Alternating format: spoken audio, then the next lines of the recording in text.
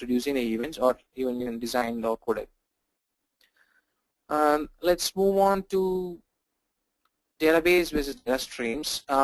Let's see how different a data stream is from a database. In my previous sessions that happen internally, I have seen people being confused between a database and a data stream. So I thought I'll elaborate that here slightly. Let's see how different, in a database, the data is resting, right? That is like the data is resting in some tables which are pretty much serialized in the form of a file system.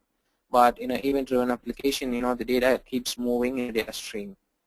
The data doesn't stop. The data or the event actually keeps coming in, and there is no place it would be stopping, right? Or there is no place that it will be kept for further processing. The processing has to happen as the data or the event keeps moving. In a typical data-driven application, the application would be issuing queries that could be varying to a data that is resting in the database. So in your database application, your queries are actually ad hoc, or you would be supplying queries to a still data, whereas in your data stream, the queries are standing and continuous. Standing as in once you define the query will not change throughout the lifetime of the query instance, and the engine which is processing those queries has to be continuously monitoring the events as they appear.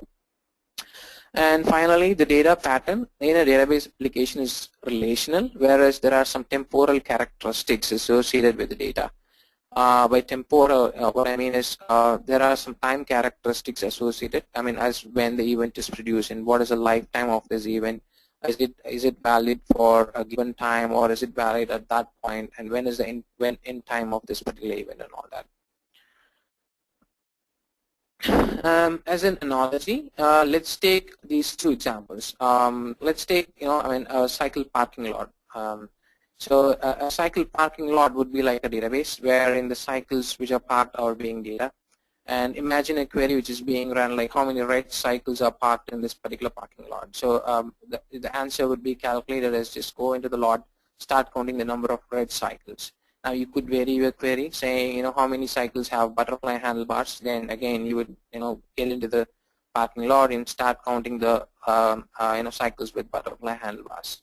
So now imagine that, the same kind of, or a similar kind of querying has to happen in this, a cycle race.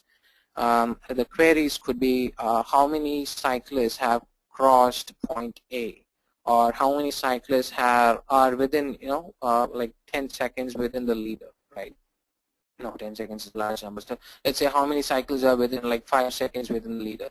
So you cannot, unlike this parking lot, right? So you cannot ask, the cyclists who are crossing point A to, stop, and then you cannot start counting. That's not going to happen.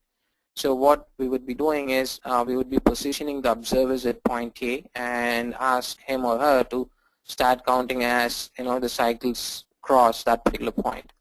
Now, consider